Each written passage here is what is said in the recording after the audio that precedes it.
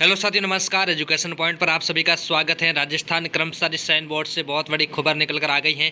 बड़ा अपडेट देखने को मिल रहा है। रीट विद्यार्थियों के लिए बहुत बड़ी खुशखबरी निकल कर आ गई है, क्योंकि RSMSSB के द्वारा बड़ा अपडेट किया गया है। नई संशोधित विज्ञप्ति जारी की गई है, क्योंकि पहले लेवल 1 की विज्ञप्ति जारी की गई थी, परंतु अब बड़ा अपडेट देखने को मिला है कि लेवल 2 विद्यार्थियों के लिए बहुत बड़ी खुशखबरी निकल कर आ गई है। संशोधित विज्ञप्ति जारी कर दी गई है, जिसके अंतर्गत विभिन्न पदों की बढ़ोतरी की गई है। कौन कौन से कैटेगरी के अंतर्गत पदों की बढ़ोतरी की गई है, तो हम जानेंगे इस संपूर्ण जानकारी इस वीडियो के माध्यम से। क्या संशोधित विज्ञप्ति में क्या जारी किया गया है, क्या बदलाव किया गया है, तो जानेंगे पूरी जानकारी। तो आप लास्ट तक देखते रहिएगा। संपूर्ण जानकारी बताने वाला है इस वीडियो के अंतर्गत। तो उस प्राथमिक विद्यालय अध्यापक सामान्य या विशेष शिक्षा लेवल द्वितीय कक्षा 6 से 8 तक की सीधी भर्ती 2022 की विज्ञप्ति, संशोधित विज्ञप्ति जारी कर दी गई है।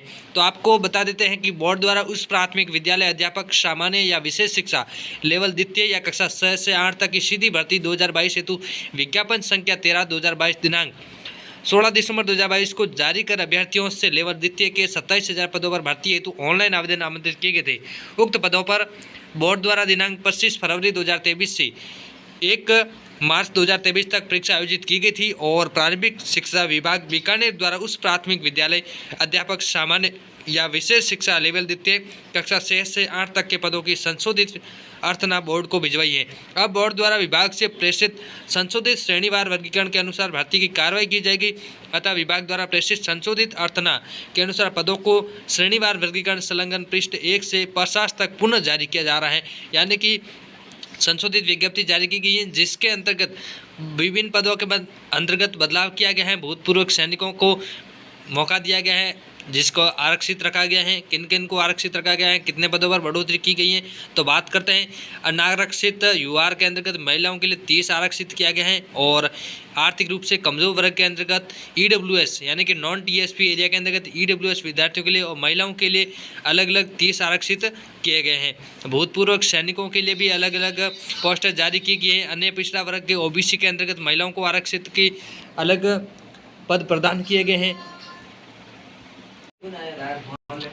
जिसके अंतर्गत अन्य अति पिछड़ा वर्ग MBC के अंतर्गत भी महिलाओं को आरक्षित पद दिए गए हैं और अनुसूचित जाति, अनुसूचित जनजाति, शहरी जनजाति के लिए भी अलग से पदों का प्रावधान किया गया है। तो बात करते हैं कितने कितने पदों का प्रावधान किया गया है, तो आप इस PDF के अंतर्गत देख सकते हैं। संपूर्ण जानकारी आपको डिस्क्रिप्शन में इसका PDF मिल जाएगा। लैंग्वेज इंग्लिश के अंतर्गत भी ये अनाउंस किया गया है। पदों के अंतर्गत बढ़ोतरी की गई है।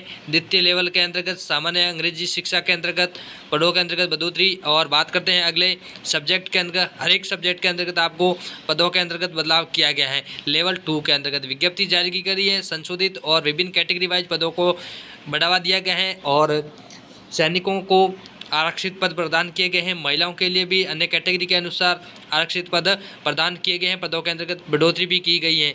तो बात करते हैं, आप अपना जिलेवार जान सकते हैं कितने पद बढ़ाए गए हैं महिलाओं के लिए और पुरुषों के लिए कितने आरक्षित पद रखे गए हैं और भूतपूर्व सैनिक हैं उनको कितने पद बढ़ाए गए हैं। संपूर्ण जानकारी इस PDF के अंतर्गत आपको मिलेगी। तो आप डिस्क्रिप्शन में जाकर वहां से डाउनलोड कर सकते हैं और संपूर्ण जानकारी जिलेवार प्राप्त कर सकते हैं, कैटेगरी वाइज और सब्जेक्ट वाइज। लेवल 2 के अंतर्गत हर एक सब्जेक्ट को आपको मिल जाएगी संशोधित विज्ञप्ति क्या पदों के बारे में संपूर्ण जानकारी। हिंदी सब्जेक्ट, इंग्लिश सब्जेक्ट, सामाजिक विज्ञान, जिसके अंतर्गत जिस भी विद्यार्थी ने लेवल 2 का एग्जाम दिया था वो अपनी संशोधित विज्ञप्ति जान सकते हैं, क्योंकि संशोधित विज्ञप्ति के अंतर्गत विभिन्न पदों को बढ़ावा दिया गया है। भूतपूर्व सैनिकों को आरक्षित पद प्रदान किए गए हैं, महिलाओं को विभिन्न कैटेगरी के अंतर्गत प्रदान किए गए हैं विभिन्न पद।